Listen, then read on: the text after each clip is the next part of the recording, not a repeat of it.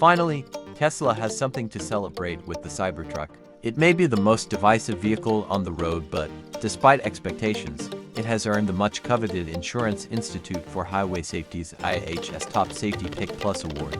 It's a much-needed win for the much-maligned electric truck, as the Top Safety Pick Plus Award is a notoriously hard standard to beat, and Tesla engineers deserve credit for making it happen. However, as this is Tesla we're talking about, there are, of course, caveats. Your Cybertruck may not meet those standards. The IIHS's Top Safety Pick Plus Award only applies to Tesla Cybertrucks built after April 2025. So early adopters don't benefit from the structural changes that got the truck over the line.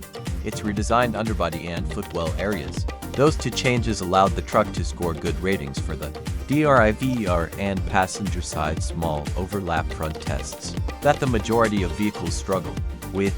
The Cybertruck also scored an overall good rating inside impact testing, which was updated in 2024 by the IIHS to account for heavier and high-riding vehicles, as in big trucks and SUVs, more common in the US, to tick the other boxes needed to get the top score.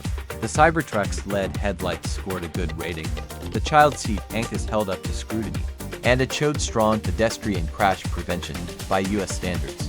Anyway, Europe is still an issue. Cybertruck still doesn't meet European standards, though, which lean heavily on protecting people outside the car as well as inside. That means a vehicle sold in Europe needs to take into account pedestrian and cyclist safety as well as general exterior impact mitigation. With the Cybertruck's sharp edges and rigid build, you can see it isn't built with pedestrians and cyclists in mind.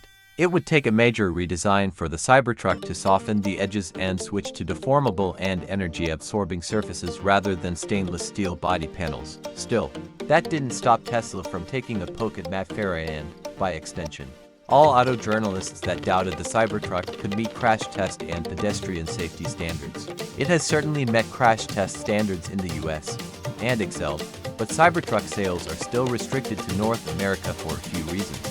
Europe simply won't allow it to be imported due to its rigid body and sharp edges. As Lars Moravi, Vice President of Vehicle Engineering at Tesla, explains via Top Gear Netherlands, European regulations demand a rounding of 3.2 millimeters on protruding parts.